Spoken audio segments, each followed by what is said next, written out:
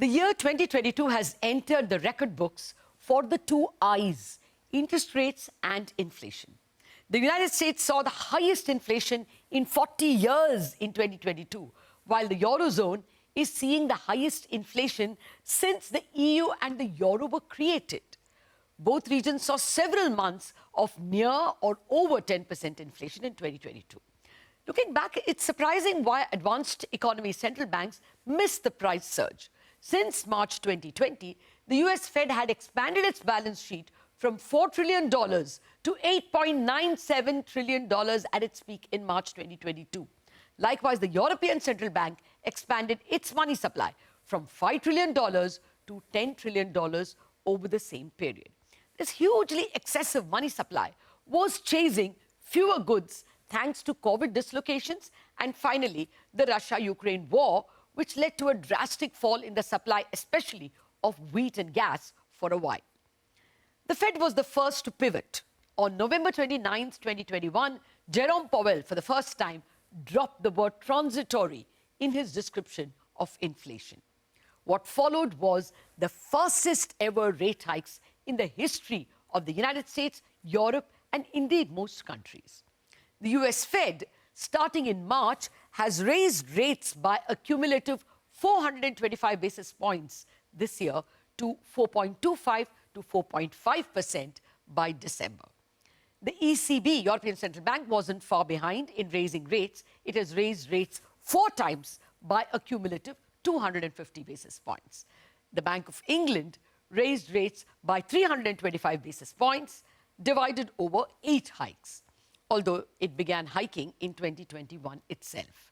2022's legacy to economic literature was the word pivot. Almost every central bank was caught napping on inflation and had to take a 180-degree change or a pivot from their dovish stance. The US Fed pivoted in November 2021, like I told you. The latest to pivot is probably the Bank of Japan, which raised its cap on the 10-year yields from 0.25% to 0.5%. Back home too, inflation was a headache, but not quite as ugly as it was in the developed Western economies. It stayed outside or above the mandated 2 to 6% zone in which CPI has to stay. So this forced the RBI to write to the government explaining why the mandate wasn't met. The letter, unfortunately, wasn't made public. Inflation apart, the Indian economy had a good 2022. At likely 6.9% growth rate for 2022, India was one of the fastest growing large economies. Growth was reflected in the robust demand for credit growth, as you can see, 7.5% to 17.5% over the year. The steady rise in GST collections and direct tax collections is another proof. And now these taxes look set to surpass budget targets by a good measure. The worries were the twin deficits.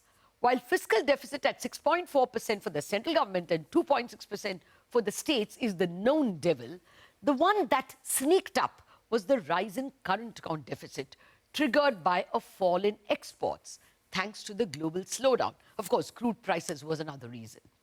The rupee therefore fell around 10% in 2022.